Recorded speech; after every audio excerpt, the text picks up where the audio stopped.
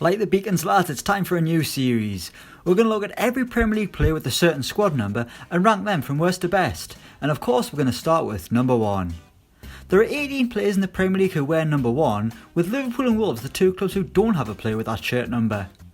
So in 18th place we've got Julien Peroni. Poor Peroni, pulling up the rear here. The Palace veteran turns 40 this year and he's played for the Eagles more than 400 times. But he's made just one league appearance this season under Roy Hodgson, and that was the 4-3 defeat to Liverpool where he didn't really cover himself in glory. Sorry Julian, someone had to be last. 17th place is Rob Elliott. The Newcastle number 1 hasn't played a single minute of football this season, now considered 4th choice at St James's Park. He's had injury bother this season, but I don't think it would have mattered considering who's ahead of him in the pecking order. An okay keeper on his day, Rob Elliott probably needs a move away this summer. 16th place is Marcus Bertinelli. Another goalkeeper who's had injury problems, Marcus Bertinelli is one of 3 stoppers Fulham have tried this season. The 26-year-old made 7 appearances before injury, conceding 20 goals in total. He didn't keep a single clean sheet, but there have been few and far between at Fulham this season. To his credit, Bertinelli is probably the best of the 3 keepers Fulham have got. 15th place is Claudio Bravo. The Chilean was an absolute disaster when he moved to Manchester City, letting almost any shot that came towards him in, leading to City signing Edison to take his place.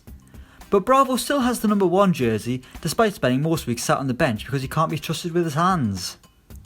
14th is Elio Gomez.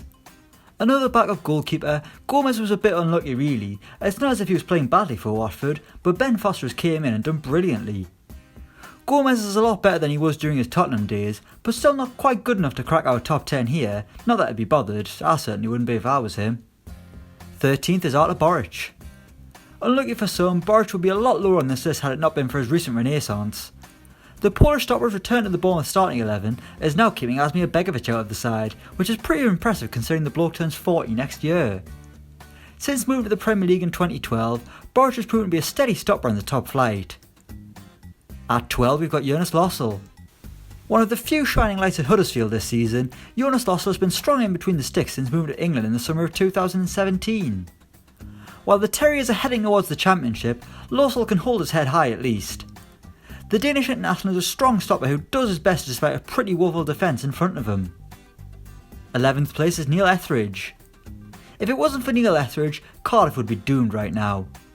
While the Bluebirds are still up against it, Neil Etheridge has been a shining light in goal. Whether it's been his penalty heroics or stunning saves out of nowhere, Etheridge has been a valuable asset to Neil Warnock, proving he has the quality to be a Premier League goalkeeper in the future, be it with Cardiff or someone else.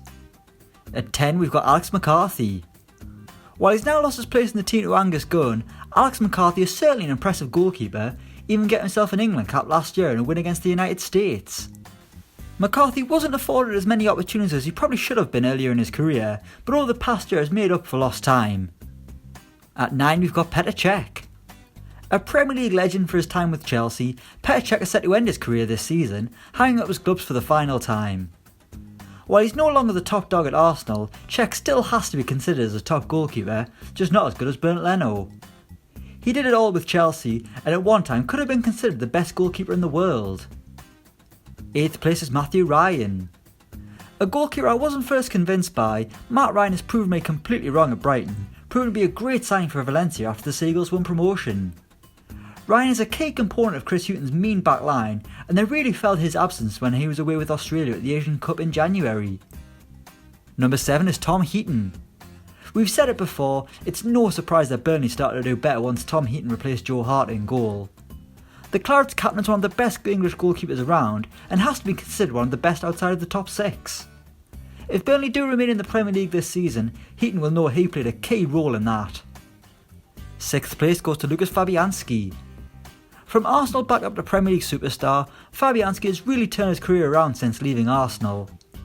At Swansea he proved he can be a Premier League number 1, kicking the nickname Flappy Hansky to the curb. And after relegation he moved to West Ham, where if anything he's got even better as a goalkeeper. After an eventful summer at the London Stadium, Fabianski was one of West Ham's best signings. Number 5 is Kasper Schmeichel. Now he's not quite as good as his dad, but Kasper really is having a brilliant career, refusing to be held down by the pressures of having one of the greatest if not the greatest Premier League goalkeeper ever as a father. He's a leader at Leicester, one of the few senior players left after the incredible title win. He could have easily gone to a bigger club, but Schmeichel stayed with the Foxes and has had no hangover from winning the title. 4th place goes to Jordan Pickford. I wanted to put him slightly higher, but performances in recent weeks have forced him down to 4th. Pickford was the top of the nation over the summer, proving to be England's penalty hero against Colombia and putting in some masterful performances en route to the semi-finals. This season has been tough at times for Pickford, but he's certainly a top-class goalkeeper, even if he did let himself down recently against Newcastle. 3rd place goes to Kepa. Okay, so the other week I said that Kepa had been a disappointment, but that probably wasn't his fault. It's not as if it was his decision to become the most expensive goalkeeper in the world, that one's on Chelsea. The Spaniard's been solid but not spectacular at Stamford Bridge, and his reputation was severely dented by his antics in the League Cup final. But in terms of number ones, he's the 3rd best in the Premier League to us, well to me anyway. Number 2 is Hugo Lloris. Another player who we named as a disappointment this season, Hugo Lloris is simply just out of form, and he's still one of the best goalkeepers around, and a leader as well. That's why he's Spurs captain, and that's why he's France captain, a World Cup winning captain in fact. Lloris has made some huge penalty saves this season, most recently in the dying minutes of the North London derby. He's had the odd howler, but Lloris's reputation gets him to 2nd place. And of course, the number one is David De Gea. It was never in doubt, was it? The Manchester United man has been the best goalkeeper in the Premier League for years now, and he's done it all whilst donning the number 1 shirt at Old Trafford. People may argue that Ederson or Alisson are better goalkeepers, but they aren't their club's number 1 like David De Gea. I mean, it's just a number, but still. De Gea is a master goalkeeper with reflexes so fast that he saved a shot before it's even been taken. So in the first of this new series, David De Gea takes the win as the Premier League's best number 1. Let us know what you think in the comments, and we'll be back soon with the Premier League's best number 2. Thanks for watching, and don't forget to like, share and subscribe.